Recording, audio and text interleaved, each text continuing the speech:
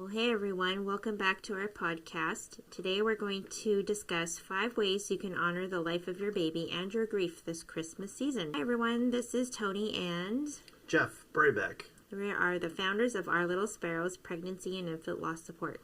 If you're new to our podcast, you can check us out at our website, which is ourlittlesparrows.org.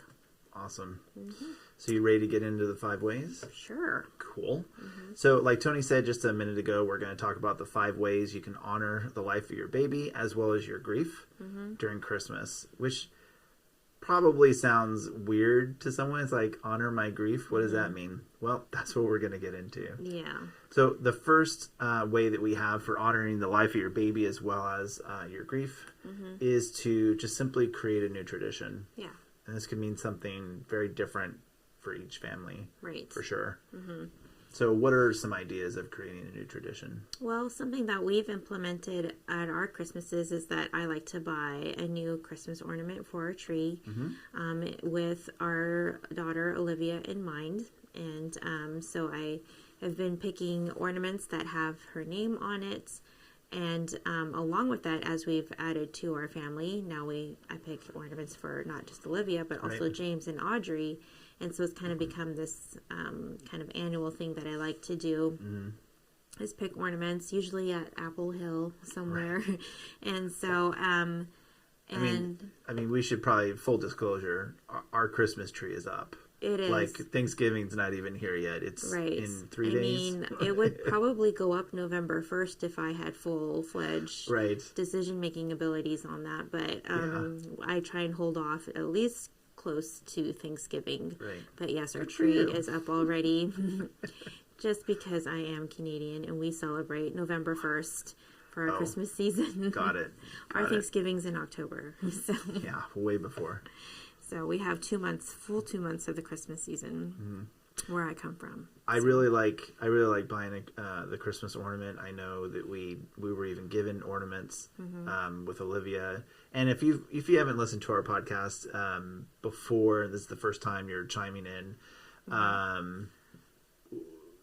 Our loss history, just briefly, our firstborn Olivia 8 years ago this past October. So just 2 months ago, or not even 2 months, sorry, like 6 weeks ago, 8 weeks ago. And then we had 2 subsequent miscarriages, early term, roughly 7 and 9 weeks. Yes. So yeah, I really like that that you bought ornaments for Olivia and put her name on it, and then we were also given ornaments with Olivia's name on it. But I think it's special to include your baby in your family holiday season, and an ornament is a great way. Yeah, I think it's a way to include them, and I mean, there's obviously different ways that you can do that. I mean, another suggestion you could do is to write a letter to your baby, or journal. It doesn't necessarily have to be a letter format, but just taking time to journal, writing out your thoughts, writing out your heart. And that can be something you do privately, just yourself, or if you want to share it on with others, either on your blog or on social media even. It just depends on what you're comfortable with and how much you want to share. Another way to honor the life of your baby is to include your baby's name in some of the older traditions that you have. Right. Such as hanging a stocking for Christmas Eve. Right. We've added our one for our daughter, Olivia. And so that's, I guess it's kind of the same as almost the same as buying a Christmas ornament with their name on it. Right. But something that you've already do, now you're adding to it and including your baby. Decorating your tree or home with items that were inspired by your baby. That's something that you can do just to bring a little bit of remembrance and a little bit of, having your baby kind of almost participate with you in a sense. That way they're kind of like in the home, and you're, you see these items that you put out for your baby, and that is just kind of, your way of having them participate in a way. I personally, I think it's similar to the ornament, putting putting out the stocking, and I really like seeing all the kids' names on the stockings. It's something where 8 years later, that's very normal, and it just feels natural. It didn't necessarily feel as natural to begin with for obvious reasons, but over time, I grew accustomed to it, but not like in a numbing way, but accustomed to the continual acknowledging that Olivia is part of our family. Yeah. And I think a stocking is so natural. The third idea that we have is just giving in general. So collecting donations for a specific organization in need.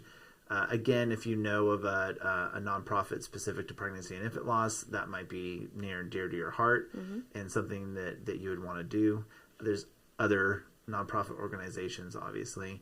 And another option or another idea is volunteering. So again, this could be the nonprofit for pregnancy and infant loss if they have a volunteer opportunity during the holidays, or even not during the holidays, right? It could be any time of the year. And then outside of pregnancy and infant loss, there's still opportunity. Homeless shelters, toy drives. We've talked about Toys for Tots in previous episodes. That's perfect for during the holiday time. I think it's ideal. Right. But food banks, I think, definitely. Too, in addition to those ideas. Yeah, definitely giving back is a really nice way to honor your baby. The fourth idea or the fourth suggestion would be just taking time to hold space, and just creating space and time in the busyness of the holidays, to just reflect, to remember, and you can do that by lighting a candle in honor of your baby, or if you are still pregnant and maybe you're having, I guess, or you were given maybe a life-limiting or fatal diagnosis of your baby and you're still pregnant and you're facing the holidays, now knowing this news, what you could do is take time to read your favorite holiday or Christmas story, singing your favorite song to your baby, letting them hear your voice, just making time just for you and your baby, whether it's whatever it may be. And there's a lot of different ways, but those are just a couple different ways. Just to hold space, allow yourself to have those moments, whether it's you need to cry or not. Maybe you need a good laugh, and that's okay too. Right. So whatever it may be, allowing yourself to be in and just kind of embrace that moment. Fifth is to say their name, and more than say it, say it, speak it, see it, hear it. Right. Share your baby's name. Talk about your baby. Talk about what they meant to you. And, if a person wants to talk to you about your baby or want to listen about stories about your baby. I'm sorry, I'm having a hard time talking, but speaking their name can bring a lot of healing to our lives. It just allows us to kind of, acknowledge that our babies matter to us, right. And that we have a lot of love for them, even though they're not here. It doesn't mean that we stop loving them, that we've forgotten them. Just seeing their name, it's because it's the one tangible thing that we have is their name. And so hearing their name, seeing their name is like a gift back to us. Right. And I think too, I think what you said's, obviously spot on. Whatever your thoughts are about it, whatever your feelings are about it, they're right for you. Obviously, you saying how it made you feel connects with me because you're my spouse. Right. So I kind of know you on that level. But I think too, for our family, around Olivia's birthday, because let's not be fooled. Life does have a tendency of moving forward without you, whether you want or not. Right. And so there will be days, weeks, maybe even months where you don't necessarily outwardly speak their name, even though you may have thought about them, or there was a memory that reminded you of your baby. That's different. Right. But the fact that, you know, around those milestones, around the birthdays, around the holidays, saying their name, it's like reconnecting on that deeper level that baby existed, that baby matters. And you want that baby, you want others to know that your baby did exist and your baby did matter. And so going, you know, full circle here, around Olivia's birthday, it just naturally came up. You know, we're taking time off. We're going to go out of town, and we're doing this for Olivia's memory. Olivia's birthday also happens to be our wedding anniversary, but we don't gloss over and not say her name. It's really more about Olivia than it is our anniversary. Right, yeah. Really. That's the way it's become. And I think that's good. But for my parents, for my mom and dad, there came a point where we had to actually, it just dawned on me that they don't really say her name around the birthday. And this was early on. Things have changed since then. But I realized at that point that I had to tell them that we want, like, if you want to send her a birthday card, send her a birthday card. Right. Like, we would love to see a birthday card with Olivia's name on it. Does it bring up tears and sadness? Yes. Yeah. But it also brings up the joyful memory that she existed and that she is unmeasurably important to us. Yes. Yeah. So say it, speak it, right. See it on a card, you know, see it on the tree, on the Christmas tree. I mean, I can't even speak words that are more important than that. Right. Yeah. And I just want to add too, because I know there's families out there that have had loss of a baby, but maybe didn't name their baby. That's true, yeah. And for sure. And I just want to say, you know, that's okay. Like, you don't necessarily have to give your baby a specific name like we have. A lot of times families will reference their baby as like something like baby star, or a particular flower, or a type of bird, or anything like that.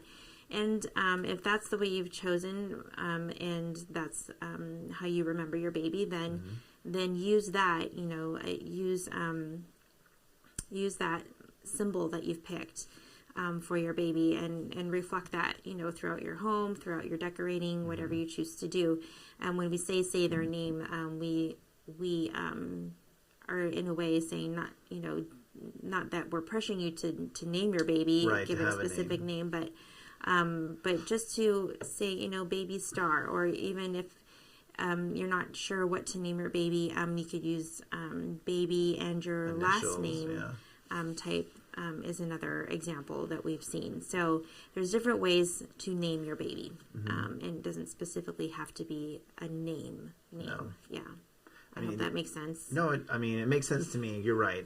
I don't know if it makes sense if you're listening. Yeah. But the closest example, and not far off at all, I think it's pretty spot on, actually, would be our miscarriages.